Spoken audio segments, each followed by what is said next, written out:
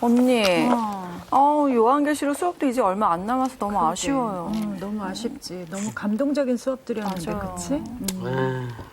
자매들이요. 네? 너무 아쉬워하지 말라고. 왜? 이 강의가 끝나면 내가 만나줄게. 아이고, 진짜. 참. No thank you. 얘들아 이런 말 있잖아. 나는 알파와 오메가요. 처음과 나중이라. 이게 성경에 있는 얘기 있잖아. 그렇듯이 마지막이라는 것은 곧 새로운 시작이 있다라는 것을 의미한 거 아니겠어? 너무 말이 맞다고. 두려워하지 마. 나와 함께 새로운 시작을 하자고. 뭐니 쟤네 진짜.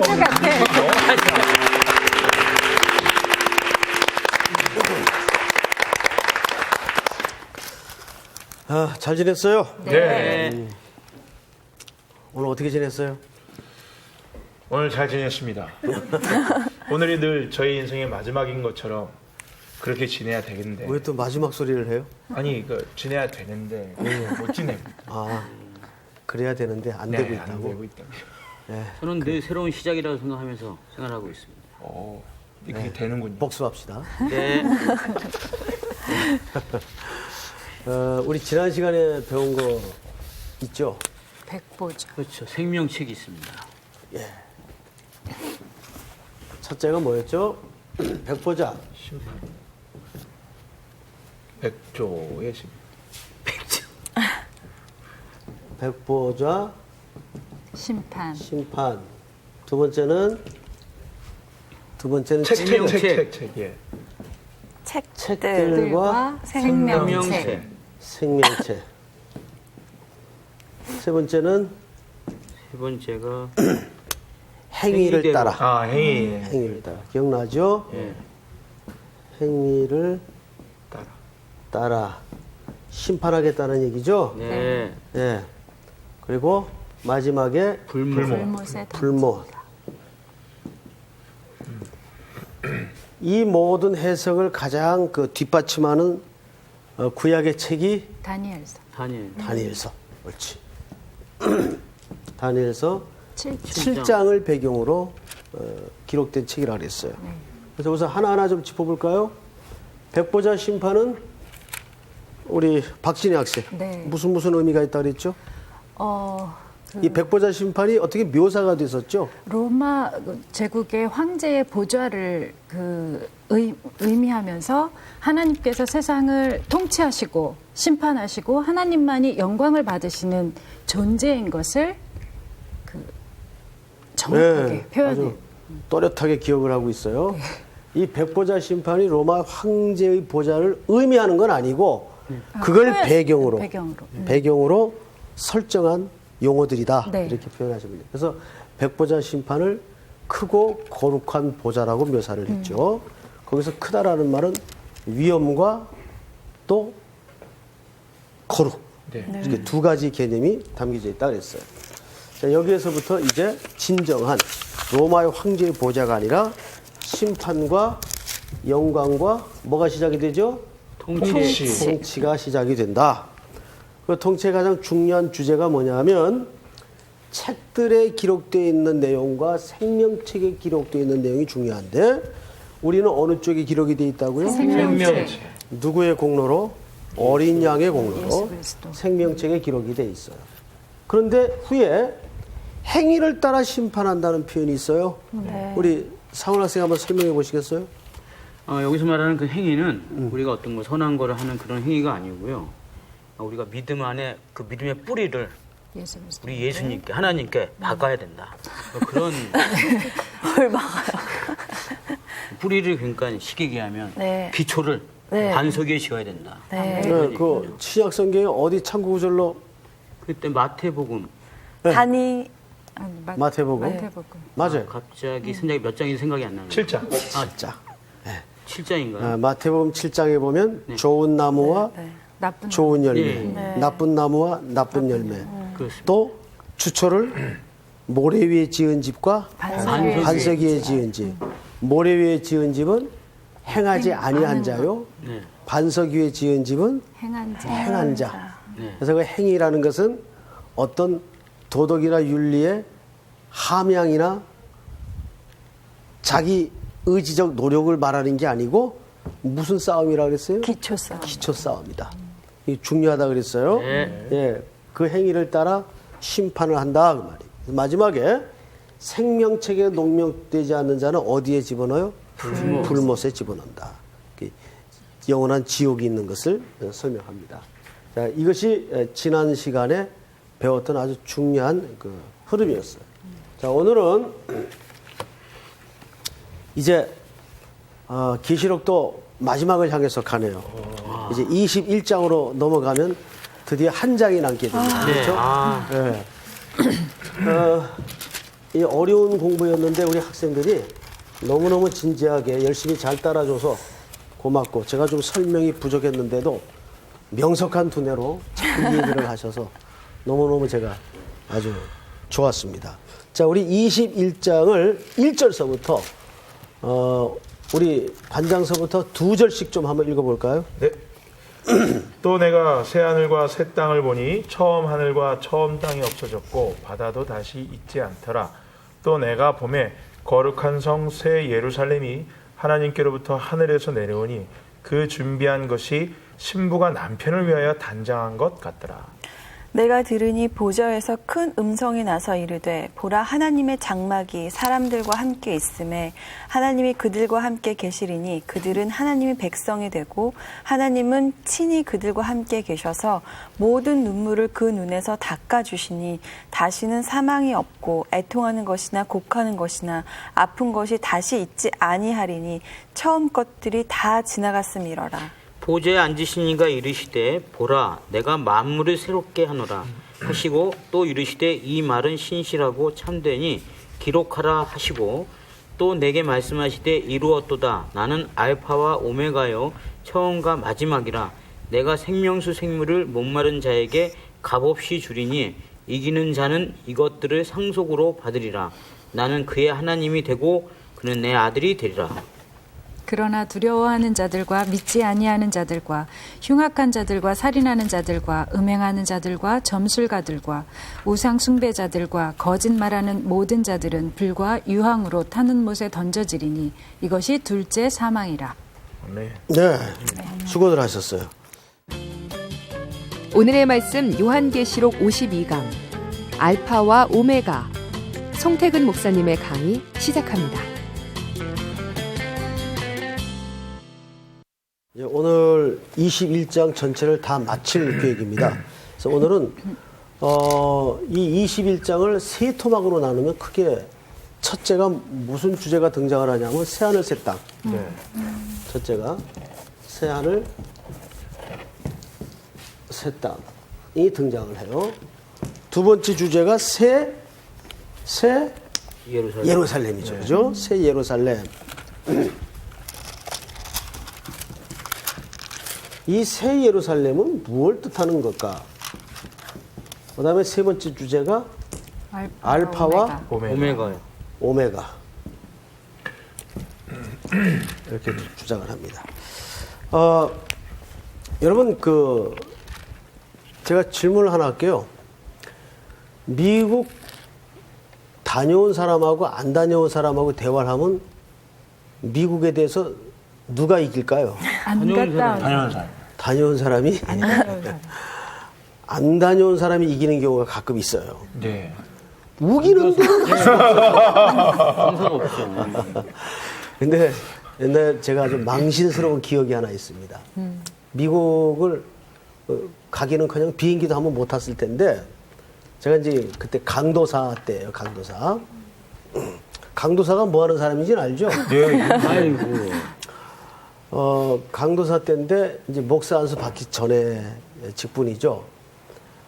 한 교회 청년부를 데리고 기도원에 이제 올라가서 수련회를 인도하면서 낮 시간에 성경 공부 특강을 하고 있었어요. 그러다가 제가 마태복음 7장 대목에 이르러서 이 반석을 얘기를 하다가 여러분 그 세계에서 제일 고층 빌딩이 많은 데가 어딘지 아십니까? 물었어요. 네. 어디예요? 뉴욕. 중에서도 맨하탄? 맨하탄이죠. 네. 가보셨어요? 아니요. 네, 맨하탄에 초고층 빌딩들이 제일 많이 군집돼 있어요. 그 이유가 뭐냐 하면 맨하탄 밑은 어마어마한 안반으로 형성이 돼 있습니다. 그래서 거기에다가 고층 빌딩을 많이 지었어요. 그래서 정말 그 맨 위에 올라가서 보면은 그 뉴욕 맨하탄을 이렇게 보면요, 그 위용스러움이라는 게 참 어마어마합니다. 대단해요. 미국의 힘을 느낄 수 있는 그런 풍경이 쫙 눈아래 벌어지죠. 그래서 세계에서 제일 고층 빌딩이 많은 데가 미국의 맨하탄이죠. 근데 제가 이제 물은 거예요, 학생들한테. 여러분, 맨하탄이 어디 있는지 압니까? 그랬더니 우리 정준 학생처럼 똑똑한 학생 하나가 여학생이었는데 뉴욕에 있습니다 그래요. 그래서 제가 야단을 쳤어요. 아니라고. 왜요? 그랬더니 처음에 나는 뉴욕 옆에 있는 줄 알았어요. 네. 뉴욕 옆에 있는 줄 알고 야단을 치면서 뉴욕 옆에 있다고. 그랬더니 그 여학생이 한 번 더 우기더라고요. 우긴 게 아니라 사실을 말한 거죠. 강사님, 맨하탄은 뉴욕 안에 있는데요 그래요. 아니라고 내가 야단을 쳤어요. 내가 너무 확신을 가지고 야단을 치니까 이 학생이 순간 자기도 헷갈린 거야. 내가 딴 데 갔다 왔나 싶었던 거예요. 그리고 나서 얼마 안에서 어느 책을 보다가 맨하탄이 뉴욕 한복판에 있더라고요. 그리고 저도 이제 거기 나중에 가보기도 했죠. 제가 왜 이 기억을 여러분들한테 나누는가 하면 우리 경험이라는 게 참 한계가 있어요. 그리고 주관적이고. 네. 그 경험의 세계가 다는 아니거든요. 여러분, 앞을 못 보는 분들이 이제 동물원에 가서 코끼리를 더듬었다잖아요. 그래서 이제 박진희 학생한테는 코끼리가 어때요? 그랬더니, 큰 담벼락 같습니다. 김상훈 학생한테는 코끼리가 어때요? 무슨 고무수 같은데요? 정주원 학생 같은 데는 물었더니 얘 무슨 야자수 나무 잎사귀 같아요. 그리고 오태근 학생한테 물었더니 아데네 신전이 무슨 기둥같이 생겼어요. 자, 전부 똑같은 코끼리를 만지고 왔는데 다른 부위를 표현한 것은 자기가 경험한 그 부분만 얘기를 하는 거예요. 네. 맞죠? 네. 이제 시중에 내가 본 천국 이래가지고 소위 간증들 많이 하죠. 네. 그러면 그 간증이 굉장히 적극적이에요. 그래서 불확실할 때가 많아요. 그래서 이 천국에 관한 이야기들은 적극적인 설명보다는 이게 좀 조심스러운 얘기인데 소극적인 설명이 더 정확할 때가 많습니다. 그러니까 소극적으로 설명을 하라는 것은 모르는 것까지 추론해서 얘기할 필요 없다 그 말이에요. 네네.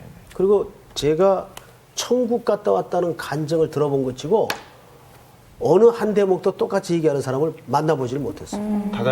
다 달라요. 그래서 그 간증 자체가 좀 의심스러운 게 많고, 그래서 우선 그래서 간증의 그 함정이 많아요. 네. 그래서 우리가 교회 간증을 세울 때도 또 심지어 내가 간증을 할 때도 조심스러워야 돼요. 간증의 항상 중심은 예수님이 중심이어야 돼야 되는데 아멘. 사람이 드러나거나 또 그 간증이 조금 더 이렇게 미화되고 또 오버되고 해서 그 본질을 흐릴 때가 너무나 많아요. 그래서 여러분들 간증을 할 때도 조심해야 되지만 듣는 것도 조심해서 들어야 됩니다. 제가 아는 분도 그러시더라고요. 처음에 그 간증할 때는 순수하게 했는데 똑같은 내용의 간증을 계속 하다 보니까 자기도 모르게 이렇게 막 미화시키는 걸 부풀려져. 계속 얘기하더라고요. 네, 그게 유혹이에요. 네. 그래서 가능하면 간증을 안 하는 게 좋고 들어도 조심해서 듣는 게 좋고 특별히 내가 본 천국이라는 이런 식의 간증은 조심해서 쫓아다녀야 됩니다. 네, 그래서 그보다 더 중요한 거는 항상 이 성서학당의 정신은 뭐냐면 성경이 뭘 말하는가. 그래서 말씀대로 아시겠죠? 네. 자, 그래서 오늘 과연 이 새 하늘 새 땅 그리고 새 예루살렘 알파와 오메가가 우리 오늘 본문 전체에서 무엇을 얘기하고 싶은가. 1절을 좀 보십시다. 또 내가 새 하늘 새 땅을 보니 처음 하늘과 처음 땅이 어떻게 됐어요? 없어졌고 바다도 다시 있지 않더라. 않더라. 이것은 뭐냐면 선생님이 지난 시간에 초반부에 이런 말씀을 드렸어요. 기억하실까 모르겠습니다만은 우리가 구원을 받고 새 피조물이 되었다는 것은 도덕적으로 개선이 되었다는 말이 아니라 그랬어요. 그 말은 그 무슨 뜻인가 하면 우리가 완전히 새 창조되었다는 말이에요. 여러분, 예수 그리스도께서 죽으신 이유가 뭐예요? 십자가에서 육의 모든 혈통을 끊었어요. 그 안에 우리가 같이 죽었다고요. 그래서 우리는 그때 다 같이 죽었어요. 그래서 그리스도 안에서 새로운 피조물이 되었다. 그래서 그 새로운 피조물이 이제 만들어져 가고 있어요.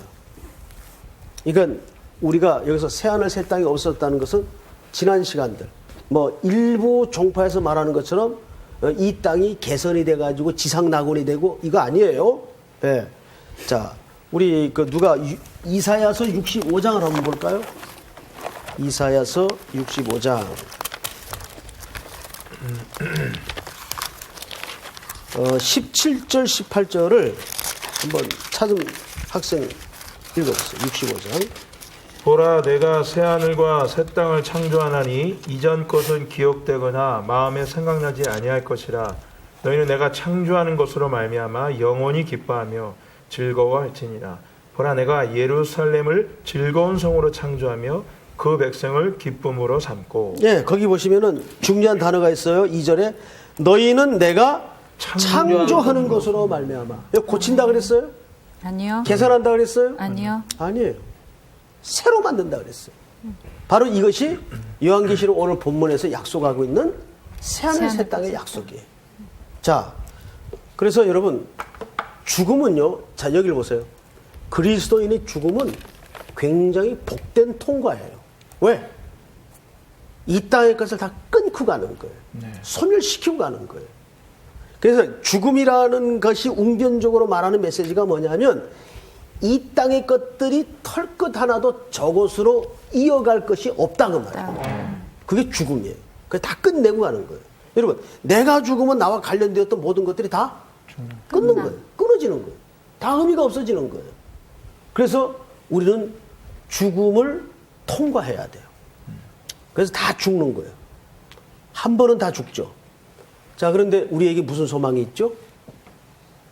하늘 소망. 그렇게 추상적으로 대답하지 마시고 부활의 소망. 부활의 소망이 있죠. 누가 부활하셨기 때문입니까? 예수님. 예수 그리스도께서 부활의 첫 열매가 되셨기 때문에. 아멘. 자, 거기서 여러분 부활의 고린도서에서 부활의 첫 열매가 됐다는 말은 이후로도 열매가 많다는. 이후로도 열매가 많다는 말도 되지만 놓치고 있는 사상이 하나 있어요. 첫이라는 것은 무슨 뜻이에요? 전체. 대표. 이 대표라는 건 상정 대표가 아니라 실질적인 대표. 네. 그리고 방금 말씀하신 전체라는 말이에요. 예? 네. 전체를 대표한다 그 말이 첫이라는 말이. 그러니까 예수 그리스도의 부활은 그 안에 속한 자들이 다 같이 이미 부활을 선물로 약속받은 거예요. 여러분들은 부활합니까 안 합니까? 하죠. 하죠. 그런데 그리스도 안 믿고 죽은 사람도 부활합니까 안 합니까? 안 해요. 안 해요. 해요. 예수님 재림. 아, 이거 종강쯤 가서 이런 대답이 나오면 아주 이거 저는 얘기 안 했습니다. 이런 학생이 더 예수를 안 믿고 죽은 사람들이요? 자, 요한복음 5장. 이거 하고 지나갑니다. 이거 내가 물어보길 잘했네. 요한복음 5장. 자, 누가 읽냐면 김상훈 학생. 네. 자기는 얘기 안 했다고. 5장 29절. 29절. 선한 일을 행한 자는 생명의 부활로, 악한 일을 행한 자는 심판의 부활로 나오리라. 해요, 안 해요? 합니다. 하죠. 네. 그러니까 다 부활은 해요. 하지만 우리는 무슨 부활로? 생명. 영원한 생명에로 들어가는 부활로. 악한 자는 영원한 심판의 부활로. 이거 지난 시간 공부와 연결된 문제입니다. 불못에 네. 기억나죠, 여러분? 네. 네. 자기 행위대로. 그래서 행위대로라는 말이 어느 부활로 들어가는 존재들을 가리키는 겁니까? 심판의 부활로 들어가는 존재들을 가리키는 거예요. 그래서 요한복음 5장 29절 말씀은 여러분 꼭 기억해 두시기 바랍니다. 네. 자, 오늘 본론으로 다시 돌아가서 우리 요한계시록 13장을 한번 여기 손으로 접어두고 한번 읽어보십시다. 우리 박진희 학생 한번 찾아보세요. 내가 보니 바다에서 한 짐승이 나오는데 뿔이 10이요 머리가 7이라 그 뿔에는 열 왕관이 있고 그 머리들에는 신성 모독하는 이름들이 있더라. 내가 본 짐승은 표범과 비슷하고 그 발은 곰의 발 같고 그 입은 사자의 입 같은데 용이 자기의 능력과 보좌와 큰 권세를 그에게 주었더라. 자, 거기 보시면은 이 악한 존재를 상징하는 내용들이 어디서 지금 나온다고 돼 있어요? 바다에. 바다에서. 그래서 일관되게 성경에서 바다는 악한 무리들의 활동 공간을 얘기합니다. 근데 마지막 심판의 때가 오면 바다도 다시 있지 않아. 다시 있지 않아요. 이런 것들이 완전히 네. 멸절될 것을 궁극적으로 얘기하는 겁니다. 네. 이해가 되죠, 여러분? 네. 다시 그래서 계시록 21장으로 가십시다. 21장 4절을 보세요. 4절. 4절을 우리 김상원 학생 한번 읽어보세요. 모든 눈물을 그 눈에서 닦아주시니 다시는 사망이 없고 애통하는 것이나 곡하는 것이나 아픈 것이 다시 있지 아니하리니 처음 것들이 다 지나갔음이로라. 네, 거기 언더라인 하세요. 처음 것들이 다 어떻게 해요? 지나갔음이로라. 지금 우리 인간의 그 개념으로는 그 상상을 한계가 있으면 못하죠. 그렇죠. 네, 조금 그냥 천국을 맛보는 정도지 진짜 어마어마할 겁니다. 그러게요. 요즘 이 어마어마하다는 말이 유행을 하면서요. 네. 그래서 이 말을 쓰면 교인들이 웃더라고요. 네. 자, 어쨌든 지나갑니다. 무슨 말인지 알아들을 사람만 알아들으시면 됩니다. 예. 네. 몇 절을 보시냐면 9절을 좀 이제 넘어가십시다. 21장 9절을 보시면 우리 정주원 학생 한번 읽어볼까요? 일곱 대접을 가지고 마지막 일곱 재앙을 담은 일곱 천사 중 하나가 나와서 내게 말하여 이르되 이리 오라 내가 신부 곧 어린 양의 아내를 내게 보이리라 하고. 네, 아주 거기 중요한 얘기 하나 나왔어요. 어린 양은 누구를 가리킬까요? 정주원 학생. 예수님이요. 예수님이죠. 네. 근데 예수님에게 아내가 있었대요. 네. 성경이 그렇게 표현돼 있어요? 안 돼 있어요? 있습니다. 자, 그러면 주은 씨, 네. 저를 봐요. 여기 이 어린 양의 아내는 누굴 가리킬까요? 전가요? 아니, 왜 웃어요? 바로 우리 성도들을 가리킵니다. 네. 성도들. 우리가 그리스도의 신부예요. 네. 아멘. 자, 잘 보세요. 여기 똑같은 얘기가 어디에 나오냐면 21장 몇 절을 보시냐면 2절을 보세요. 2절. 자, 정주은 학생 맞아 읽어보세요. 또 내가 봄에 거룩한 성 새 예루살렘이 하나님께로부터 하늘에서 내려오니 그 준비한 것이 신부가 남편을 위하여 단장한 것 같더라. 네. 신부가 누구를 위하여 단장한 것 같아요? 남편. 여기 남편 누굴 가리켜요? 예수님. 우리의 신랑이신 어린 양 예수 그리스도를 가리킵니다. 그러면 여기서 새 예루살렘이라는 것은 누구를 가리킬까요? 우리요. 우리를 얘기합니다. 이 정의가 굉장히 중요해요. 그래서 이 부분도 이제 성경학자들이 해석에 혼란을 일으키는 부분이에요. 장소적인 어떤 의미로 그렇죠. 생각을 많이 하는 것 같아요. 그거 아주 위험한 생각이에요. 세대주의자들 가운데 그런 해석이 상당히 많습니다. 그래서 여기서 말하는 새 예루살렘은 뭐예요? 신부의 모습으로도 등장을 하죠. 네. 이 신부의 남편은 누구예요? 어린 양이에요.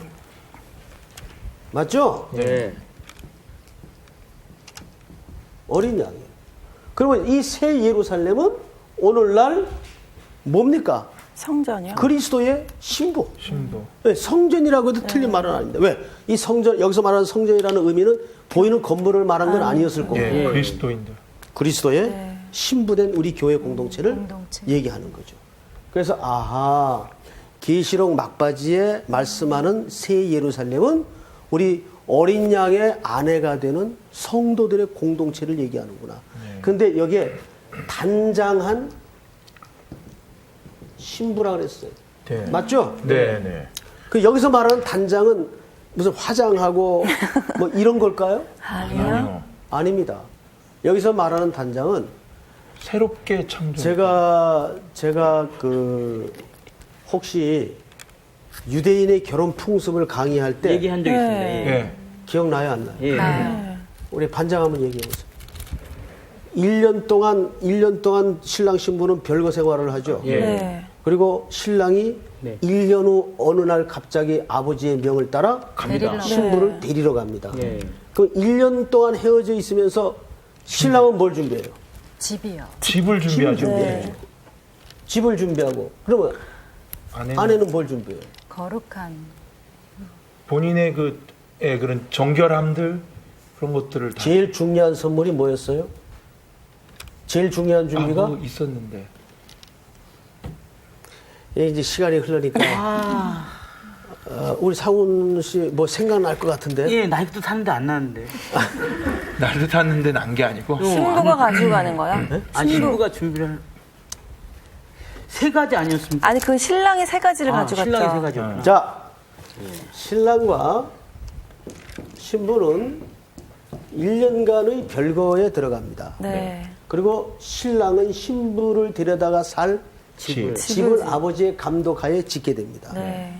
신부는 집에서 첫째 그 집안에 아, 신랑 집안에 가풍. 가풍을 공부예요. 공부해요. 그리고 문화를 익혀요. 그리고 두 번째 가장 중요한 준비는 정결의 준비입니다. 이해가 되죠, 여러분? 예. 예?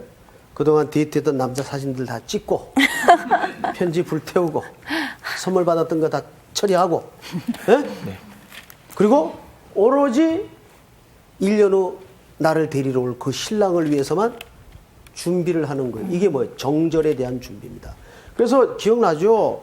신랑이 데려다가 이제 신랑 집에서 또 잔치를 하죠? 네. 잔치를 한 다음에 뭘 선포하도록 되어 있습니까? 처녀였었음을 선포. 처녀라는 말보다도 정결했다. 이 신부는 정결하였다. 그러면 신랑 친구들이 그 얘기를 듣고 나가서 동네에다가 똑같은 말로 소문을 내고 선포하도록 되어 있어요. 그것이 기쁜 소식이었어요. 무슨 말인지 아시겠어요? 네. 그러니까 여기서 말하는 단장한 신부 같다는 이 단장은 연지곤지 찍고 그런 외모적인 단장을 얘기하는 게 아니란 말이에요. 네. 내면적인 단장을 얘기하는 거예요. 그러면 이제 저와 여러분들은 다 지금 누구의 신부로 준비되고 있습니까? 어린 양의 어린 신부. 양이. 네. 예수님. 어린 양의 신부로 준비되고 있다면 우린 지금 무슨 준비해야 되겠어요? 정결을 준비해야 돼요. 예수님의 성경책을. 예, 예. 성경책을. 네. 근데 항상 맞는 얘기를 하는 것 같은데 틀린 말 같아. 네, 맞아요. 네. 하늘나라의 가풍과 그리스도의 내면을 닮아가려고 연습을 해야 돼요. 신랑께 모든 사이클을 이제는 맞추어서 살아야 된다 그 말이에요. 아시겠죠, 여러분? 네. 왜? 어느 날 신랑은 이 고단히 삶을 살던 우리들을 데리러 오신단 말이에요, 이 땅에. 그날 기다려지지 않아요, 상훈 씨? 그럼요. 네, 기다려지죠. 예, 예. 정말입니다. 가끔 이제 이런 그 기관 있죠, 왜?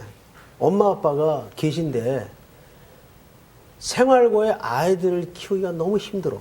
그래서 일시적으로 위탁하는 위탁 기관이 있어요. 예. 그래서 정말 가슴이 메어져서 못 봐요. 애들은 그냥 발버둥을 쳐야 안 떨어지려고. 근데 그걸 떼놓고 가야 되는 엄마 아빠 심정은 더 하겠죠. 더 하겠죠. 그러고 이제 둘이 헤어집니다. 헤어지고 6개월이나 1년 있다 약속을 하고 엄마 아빠는 얘들 데려다가 살 집을 방 한 칸이라도 마련하기 위해서 포장 마차서부터 길거리에 좌판 놓고 열심히 흙먼지 마셔가며 살아요. 근데 그 기관에 맡기신 아이는 내내 머릿속에 누굴 생각할까요? 엄마 아빠 엄마 생각. 오늘. 그렇지. 언제 우리 엄마 나 데리러 올까? 근데 우리 마음속에 좀 그런 마음이 있어야 돼요. 예? 너무 세상하고 재밌어가지고 그렇게 살면은 돼요, 안 돼요? 안 돼요. 안 되죠. 안 되죠. 우리는 누구의 신부이기 때문이에요. 그리스도의 그리스도의 신부이기 때문에. 그래서 그분의 아내로서 삶을 준비해야 됩니다. 제일 중요한 준비가 혼수 준비가 아니라 내면의 준비. 내면의 준비. 그래서 오늘 성경을 잘 보세요. 2절을 다시 보시면 또 내가 봄에 거룩한 성 새 예루살렘이 하나님께로부터 하늘에서 내려오니 그 준비한 것이 신부가 남편을 위하여 단장한 것 같더라. 자, 그런데 어디를 보시냐면 5절을 우리 반장이 한번 읽어보세요. 보좌에 앉으시니가 이르시되 보라 내가 만물을 새롭게 하노라 하시고 또 이르시되 이 말은 신실하고 참되니 기록하라 하시고 계속해서 또 내게 말씀하시되 이루었도다 나는 알파와 오메가요 처음과 마지막이라 내가 생명수 샘물을 목마른 자에게 값없이 주리니. 네, 거기 보세요. 거기 이제 오늘 세 번째 주제가 되는 그 신랑이 나는 뭐와 뭐라? 알파와 오메가라. 우리 영어에도 알파벳이 있고 한글말에도 알파벳이 있죠. 귀엽네. 가나다라 마바사자 아차파타하 맞나요? 아차파파. 그걸 모르실 때는 송착신 선생님이 가나다라 이거 하십니다. 아, 쓸데없는 얘기 하지 말고. 자, 여기 보세요. 그렇듯이 그 신약 성경은 헬라말로 기록이 되어 있죠. 네. 그런데 이 헬라말의 첫 글자가 알파예요. 영어의 A자하고 똑같아요. 그 다음에 오메가. 해 뜨는 거죠. 문어 대가리 같이 생겼는데, 대가리란 말 쓰면 안 되죠. 문어 머리 같이 생겼는데, 알파와 오메가, 이게 첫 글자와 마지막 글자예요. 그러면 이 표현이, 이게 수고적 표현이라는 것을 놓쳐서는 안 됩니다. 그러니까 나는 처음과 끝이다. 단순히 이 표현을 하기 위해서 말한 것이 아니고, 헬라 사람들은 이 표현을 어떤 개념을 담아서 했는가를 좀 아셔야 돼요. 우선 나는 알파 오메가라는 말은 이런 뜻입니다. 시작한 일은 반드시 끝낸다. 네. 반드시 완성한다. 이 강력한 의지적 발언이 저 말이에요. 그게 저 말 나오면 겁낼 줄 알아야 돼요. 이거 시작한 일이 이건 끝장을 내야 되는 문제구나. 여러분 혹시 그 군애들 다 여기 두 분은 이제 갈 일이 없었을 거예요. 군에 갔다 왔죠? 네, 짧게. 우리 반장. 짧게 갔다 왔습니다. 아주 짧게. 아주 짧게. 그래도 훈련은 받았죠. 훈련은 받죠. 네, 자, 그럼 제가 물어볼게요. 훈련소 들어갔는데 제일 겁나는 게 뭡니까? 저요. 저는 개인적으로는 사격하다가 파편에 맞을까봐 사격하다가 옆 사람이 이상한 데 쏘는 걸 보고서 뭐 남이 표적판에다 막 남이 쏘죠. 막 표적판에 막 쏘는 거 보고 이거 거기에 이제 짧게 갔다 온 사람들이 주로 그런데 군에서 진짜 겁나는 훈련이 뭐냐면 선착순입니다. 그건 제일 싫어요. 저는 겁나는 게 아니고 그게 제일 싫었어요. 그게 겁나는 거예요. 가자마자 했는데요. 저는. 선착순이 왜 싫죠? 왜 겁나죠? 그거는 언제 끝날지 몰라. 끝까지 하기 언제 끝날지 몰라. 그거는 자 군에서 구보시켜 놓고 어떻게 합니까? 다 뛰게 만들어요. 이거 죽어도 못 하겠는데요? 그런 게 어디 있어요? 죽어도 못 하는 건 없어요. 제가 언젠가 한번 그런 그 얘기했죠. 훈련소 딱 처음에 들어갔더니 그 피복을 넣어주다 군복. 네. 그러니까 속내까지 다 벗기고 국방에서 싹 물을 들여놔요. 근데 그때 제가 몸무게가 55kg에 이 키에 55kg니까 꽁치처럼 네. 빼짝 말라가지고 옷을 입으니까 나눠진 피복을 입으니까 이게 이제 월남 치마처럼 네. 돌아가요. 옷에 가지고. 몸을 맞추라고 그랬다. 네. 그래서 이제 주임 상사님한테 가가지고 아무 개념 없이 옷이 큰데요 그랬더니 옷에 맞춰. 야 이 XX야 맞춰 그러더라고요. 그래서 겁나가지고 더 거기서 조르질 못하고 와서 이제 그걸 헐렁한 걸 입고 6주를 뛰었어요. 6주 딱 끝나니까 맞더라고요. 진짜요? 진짜요. 군대 가면 다 비슷해져요. 예. 마른 사람 찌고 찐 사람 말라지고. 다 맞더라고요. 만드는 거예요. 예. 그러니까 하나님은 우리를 구원하셨다는 말은 훈련소에 입소를 시켜놓고 하나님의 군병이 되도록 그때부터 만들어 가시는 거예요. 너 아무래도 안 되겠다. 넌 집으로 가라. 이런 거 없어요. 여기에는 십자가의 사건은 우리의 실패까지를 다 떠안고 있어요. 우리의 연약함을 아세요. 그래서 그 안에 녹여낸 겁니다. 그래서 이거는 반드시 끝까지 가는 싸움이에요. 그러니까 딱 하나 차이는 뭐냐면 말로 듣는 거하고 매 맞고 듣는 거 차이예요. 이해가 되죠? 네. 네. 근데 꼭 누가 매를 맞아요? 집에서 애들 키우다 보면? 말 안 듣는 놈. 아니죠. 고집 센 애들이 맞아요. 말 안 듣는 애들이 맞는 거예요. 맞습니다. 100번 제가 이렇게. 저희 어머니가 저를 때리다가 혼절을 한 적이 있어요. 어떻게? 하도 잘못을 빌질 않아가지고 고집을 피다가 저를 때리시다가 어머니가 지쳐가지고 예. 근데 저는 아이가 계곡이래 그렇게 맞은 적이 있어요. 고집 피다가 고집 피면 맞아요. 근데 신앙생활은 그래서 말로 할 때 듣는 게 제일 좋은 겁니다.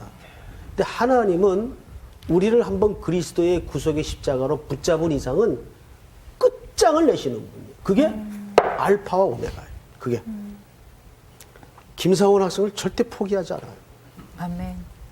그러니까 김상훈 학생은 하나님이 목표하신 고을까지 가도록 돼 있는 운명이에요. 김상훈 학생의 조건과 기준을 근거로 그 일이 되질 않아요.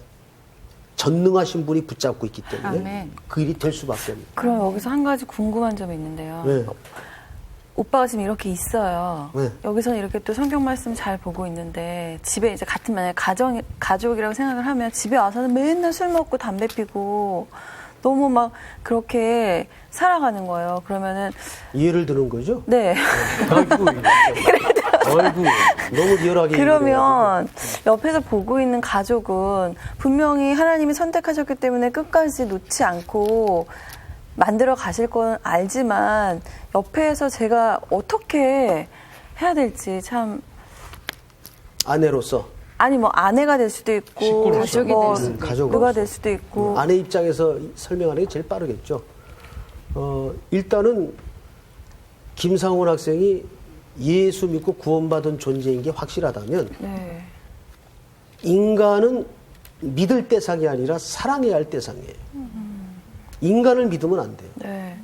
목사까지를 포함해서 인간은 믿을 네. 존재가 안 돼요. 김상훈을 믿으면 안 되고 김상훈을 구원하신 하나님을 믿고 네.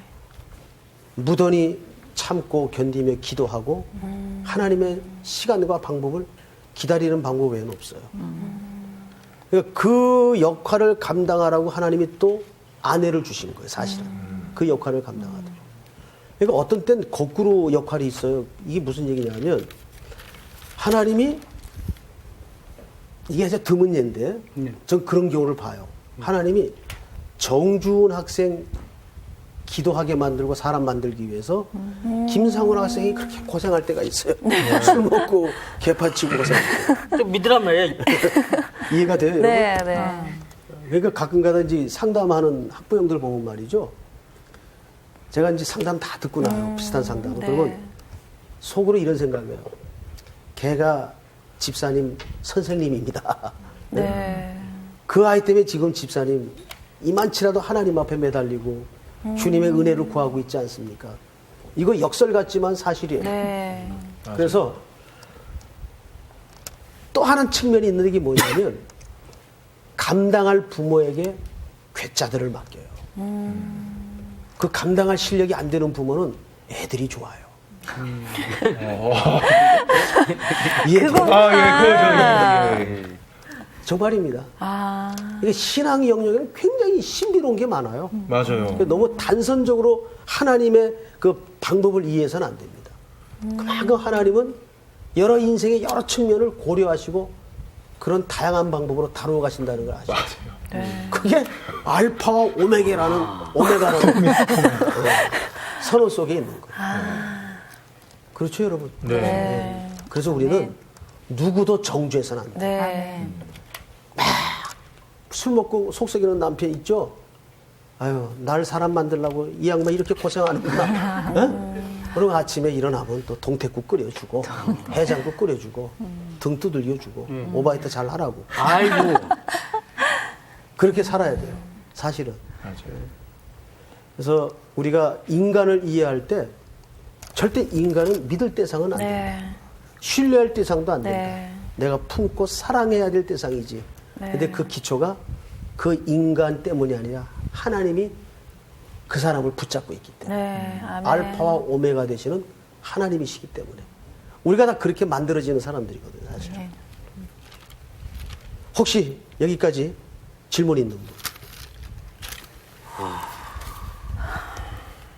정말 참 사실 오늘 굉장히 눈물이 날 뻔했어요.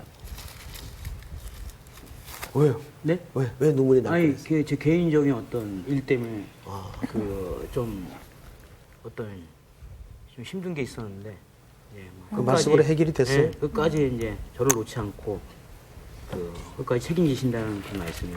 그럼 아멘. 저도 오늘 말씀 들으면서 새 예루살렘이라는 것에 대한 선입관이 좀 있었는데 네. 그게 무엇이다라는 게 오늘 정말 해결이 돼서요. 제가 네, 성경을 쭉 읽어보면 네. 그게 어느 논법으로 계속 누구를 지칭하는지 이게 선명하게 나옵니다. 네. 예.